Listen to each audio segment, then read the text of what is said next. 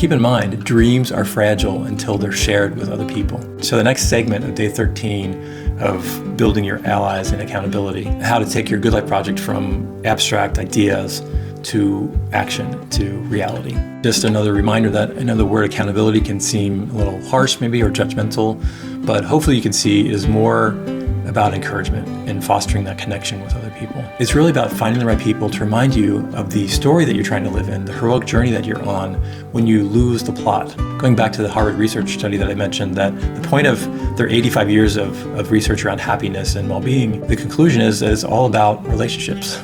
So even if your project isn't a huge success, the fact that you're connecting with other people, that's most important. So just remember that as you're going through your project, and the most important thing about it all is that you're connecting with other people on a human level and building those relationships over time. You could say that your Good Life project is really just an excuse for connecting with other people. If that's the only thing that comes out of your project, connecting with somebody else in a more meaningful way, then it's worth the effort. As we move into the last segment of day 13, we're going to create a Good Life project check-in. That's the kind of the next practical step here. So here's your Good Life project check-in challenge. First step is to refine your project. You've been kind of working on a prototype of a Good Life project over the last few days. Now it's time to refine that some. And the one thing you can do is just reflect on how your project's going. How's your prototyping going? What are you learning from that process of trying on a small scale what you're doing and what you wanted to do with your life list items?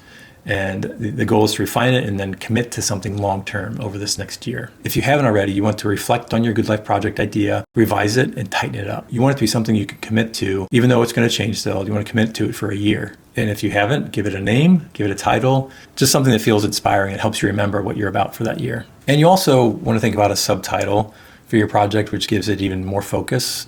And then the subtitle can include intentions for the year, things you want to make sure you remember and you can recall easily, but helps you focus on the priorities for that year. Take time to revise and reflect on those things and add those changes into your project as you begin to commit to it for a longer time. So the next point here, number 2, is to identify your allies, those people that you can invite into this process, this project, and hopefully get support from them, some accountability to keep you going, to keep you motivated. I know it's a risk to share this kind of thing if you have a project you're working on to include others, but take that risk and tell them what you're working on, tell them what your priorities are for the year. And the third step here, as you invite support from other people, is to actually ask the question, would you be willing to check in with me occasionally, hopefully weekly, maybe for a while, maybe it becomes monthly after that, but give some regularity to your check-in times with the person and actually ask them if they'd be willing to do that for you.